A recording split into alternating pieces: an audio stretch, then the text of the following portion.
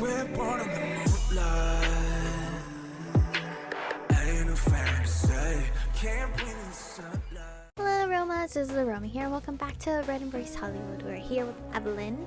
I still don't know which answer I should choose for this. I think we should avoid hurting them, but rules against it are pointless. Pointless. I doubt the humans who are safe from sadistic vampires would call such rules pointless. Our driving instinct is to prey on humans. You can't make laws against that. With or without rules, they'll still take advantage of humans. You can't prevent it. Humans are more in danger from each other than us. With or without rules. She's gonna hate me even more. These are the same choices I somewhat picked for Heath. That doesn't mean we shouldn't try. You can't just let monsters like us roam unchecked. How would you feel if you were still human, knowing some beasts out there waiting to abuse you? Have a little empathy, Michiko. Think about the world you just left behind. Is that everything? Can I go now? You seem to have a pretty strong opinion on these things yourself, Evelyn. I do. Like I said, I'm an activist in London, but I don't concern myself with our coven. I don't care much at all about the vampire society. It's just a mess of parasites trying to one-up each other, leeching off humanity whenever they can. I'm much more concerned with human society, helping them improve themselves, and keeping vampires from meddling where they don't belong. She sounded quite determined, a fiery spark flashing in her eyes as she spoke. Well, that's all I wanted to ask you, Michiko. I'll be heading off now. Thanks for your answers, Michiko. Despite her words, she gave me a slightly disappointed glance, as if my answers have been more disheartening than useful. I don't know, the way the answers they gave me, it was kind of difficult to try to get to her winning side unless you want to kiss her ass. But I'm not trying to kiss her ass because like her answer she wants from me isn't going along with Randall's, and Randall is the guy I'm trying to go after. With that, Evelyn turned away, fiddling with her notebook as she approached a different vampire. Well, we're leaving now. Great talk. Slipping out of the beach house, I made my way back across the sand. Ooh. Let's go see, Marcus. I asked the taxi driver to bring me the blood and roses, and we soon pulled up outside the shop. The sign in the window read closed, and all the lights inside were off. It seemed like Marcus wasn't around tonight. It's okay. We're gonna go to... Ooh, should I spend time at the hotel? I think this happened last time and there wasn't much action in the hotel. Let's just visit the bar. We'll talk to the lady. We hardly went to the bar in the last, Heath route anyway. The club seemed fairly quiet tonight, unlike last time I sensed more humans and vampires, but over by the hallway I caught a glimpse of Eloisa's eye-catching hair. Get a drink at the bar. Flagging down one of the bartenders, I ordered a glass of club special, which most unsuspectingly humans probably assumed was a Bloody Mary. As I took the first sip of my drink, turning away to survey the dance floor, a short, thin figure in androgynous clothing began to pass me by, holding a drink in either hand. They suddenly stopped mid-stride, staring down into my eyes. Almost immediately, I couldn't pinpoint their presence as a Golgotha. Oh, your face! You look like a dead star, one from an old film I used to love. They spoke in a quiet voice, head tilting at me curiously. Well, you got the dead part right, at least. I've seen a lot of dead stars in my time. I know how to pick them out. Their words were laced with a slight German accent, lilting in a slow, poetic way. I am Alberi. You might have seen my work under a different name. I used to be a filmmaker in Berlin, but I came here in the 30s, back when Hollywood's Coven was a tiny little production. In these 60 years, I've only seen a face as faded as yours once before, and she didn't have a happy ending. Alberi smiled at me thinly, taking a sip from a glass in their left hand. I make my own endings. I don't always like happy endings, except for ones open to interpretation. Are you saying I'm going to make a bleak fate? I make my own endings. That's a bold thing for an actor to say. Actress, sir, ma'am, whoever. Especially since this storyline's already played out many times before. At that moment, their eyes flicked towards a waving figure on the dance floor, and they let out a gentle sigh. Ah, I should get this drink to my sire before he snatches up a human. He's quite old-fashioned and hates using glasses. Good night, Star. They continued on their way after winking at me briefly, disappearing into the crowd before long. Well, that's a weird exchange.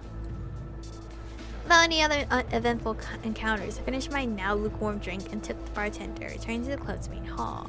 Let's chat with Eloisa, because last time I did chat with her, but we didn't get to see that progress because I was like, didn't care. I wandered over towards Eloisa, who was idly chatting with a small group around her. She didn't seem to notice my presence at first, but once our gazes met, she beckoned me over with an energetic wave. Hello. Hello, darling. Was wondering if you plan to stop by again.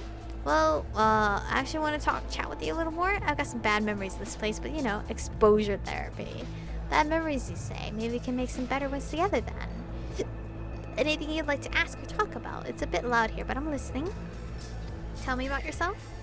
Me, I suppose you might call me a libertine. Libertine or libertine? If you want to be rude, rudely accurate, she snickered, but her smile slowly faded into a more sober expression. Well, let's see. I'm a transplant from Sheffield over in England. I came to LA with a boyfriend who wanted to try and make it as an actor, but he dumped me about a month after he arrived. Did you want to come here, or were you just following along? Actually, I'd already lived in the States a few times growing up, so coming back seemed exciting and nostalgic. But worst of all, I was in love, and Hollywood was such a romantic idea, and I had such big hopes for our future. All that silliness. Eloisa heaved a wistful sigh. After a few days of crying my eyes out, I realized I should probably find myself a job, since I didn't want to get thrown back into the scene. Turns out the club and entertainment scene suited me just fine. I've been a bartender, dancer, one of those girls who pops out of cakes at bachelor parties. I've just about done it all. I always dreamed of some exciting career. Figured I'd end up exploring ancient ruins or riding monster trucks. Something that makes people's eyes go wide after they ask what you do. This club thing is very fun. You should see the things people do in the back rooms. I'm good. And I've had many great times partying here, usually under the influence of various things. But I do think there's something more for me out there. I'll have to find new thrills before long, and even though I'm not sure where they are yet, finding out is part of the fun, don't you think? As she finished, a little spark returned to her eyes. Have you ever wanted to become a vampire? Oh, I've thought about it quite a lot, actually. Got plenty of offers, too. Especially now that all vampires except this guard are ignoring Sharice's "don't bite someone unless mommy says so" rule. But I think I'd really be miserable as a vampire, and I'd have no idea what to do with all that time. And even worse, I wouldn't be able to eat lava cakes anymore. Much rather live fast, die young. I don't want to see myself becoming some cynical old spinster in the body of a 30-year-old. Despite her bit wry tone, she seemed a little uncertain. What does it feel like to be drank from? Darling, I can't even describe it. You must have felt it once when you returned, although the memory's probably fuzzy now. It's just so amazing, almost too amazing. She let out a long sigh, but curiously enough, I saw a brief wistfulness flickering through her eyes. Actually, I passed out the first few times, but after I've spent a few months as a blood pet, I started remembering the sensations little by little. It's a cheaper, easier high than just about any drug, and probably safer too, as long as you're not getting sucked dry. But that adds to the thrill, I suppose. By the way, that Ascari they sent me, cutest arse I've seen in years. Good job. How did you first learn about vampires? Through Marcus, actually. I'm sure you know him, right? He was the very first vampire I ever met. And phew, was he ever an interesting tour guide for the underworld. Little baby goth that I was, I had never been so excited in my life. Vampires, real? Not just a kinky fantasy. Of course, I learned later on that the vampire life isn't all roses and bloody tears and romance, and a lot of you have it pretty rough. But I'm glad I got to learn about them, even if I can't watch Nosferatu without imagining him wandering inside Marcus's sex shop. That's all for now, I guess. I think. Isn't it? Have a lovely night then, darling. Alright, well, that was fun. Looking at me, Eloisa turned to saunter away, flipping at her hair with one hand. Okay. I left the noisy interior of the club, returning to the street. It was later than I expected, which meant I should probably settle in before morning. Time seemed to pass so quickly, even though I was technically immortal now. Well, I mean, I can't be out in the sunlight.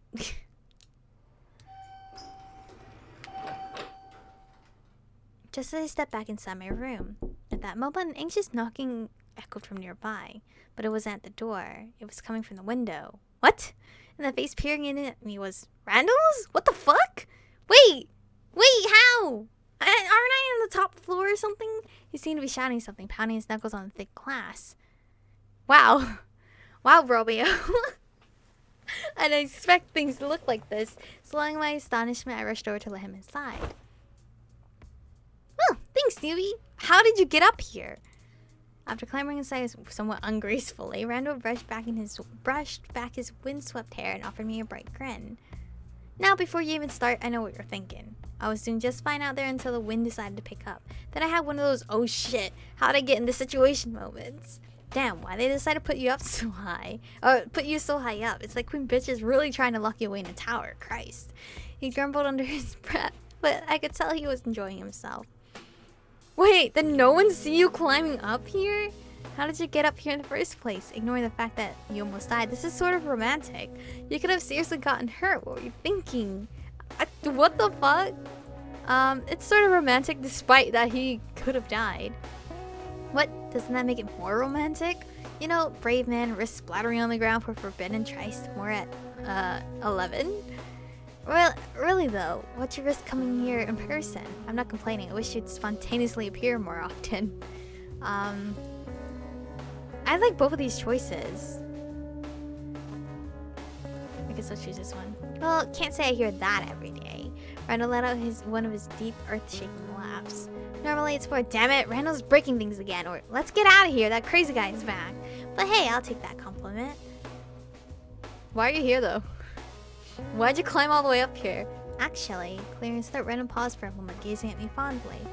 I just came to invite you to do something fun tomorrow. Wait, you couldn't just call me? Well, then again, it was kind of hard for him to even get, like, my phone. Thought about just calling you up, but hell. It was a good excuse to see your face again. Oh, so cute! I guess you take the phrase drop in on someone pretty literally. Only my face, that makes the rest of me sad. That's pretty silly considering you could have died. I guess you take the phrase drop in on someone pretty literally. Well, it would have been a little more dramatic if your window hadn't been locked, but whatever, next time. Anyway, I was being serious about you coming along with me. See, there's this band, the Alchemical Men? Up and coming rock stars. They're getting pretty famous. The front man is this crazy guy who calls himself Cadmon for a stage name. Cadmon. His real name is something boring as hell like Adam, so I guess he decided to switch it up. Now tomorrow night they're secretly filming a music video on some out-of-the-way road in LA. Have you ever seen a big-time video being shot before? It's a shit show, let me tell you, but it's fun. It's fun as hell to watch. Sounds like fun to me. I'll come along, sure. Is this part of my mentoring? Let's not question that. Sounds like fun. There you go, kid. We're gonna have a blast. Randall grinned warmly at me, not attempting to hide his delight. Aww. Alright, now that we've got all that straightened out, one more question before I figure out how the hell to get out of here. I was gonna wonder the same thing. Anything happened to you recently? Any stuff with Queen Bitch, secret plans or some shit, or anything just plain weird? His voice lowered conspiratorially, but he still sounded playful, as if he didn't really expect me to say anything important.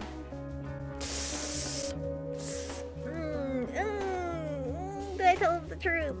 It's Randall. I have to tell him the truth, right? I can't be like, I tell you the truth in the next episode. No. Yes, actually I met him named Andre. The second I mentioned Andre's name, Randall flinched slightly. Andre is...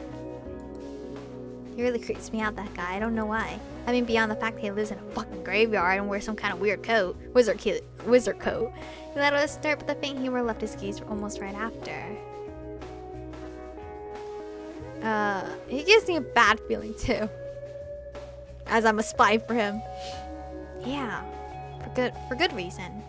There was a certain wariness in his voice, not unlike fear, judging from Andre's similar but much more subtle reaction to Randall's name earlier.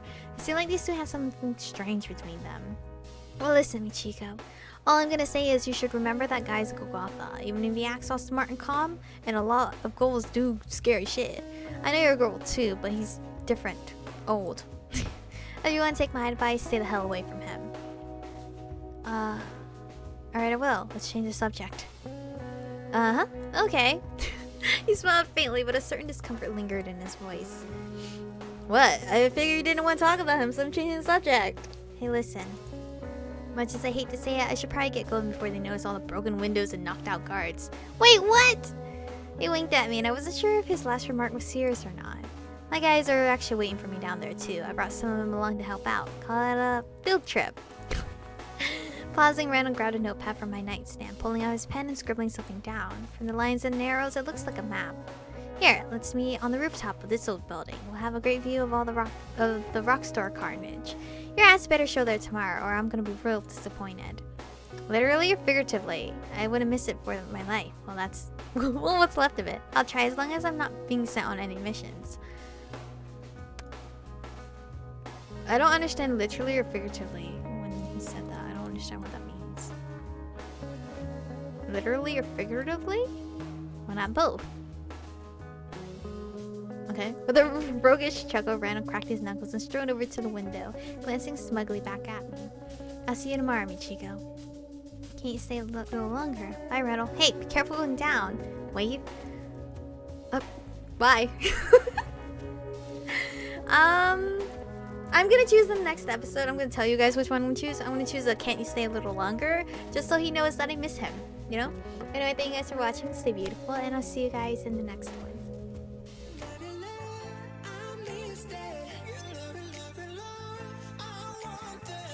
Touch it, touch it, touch it.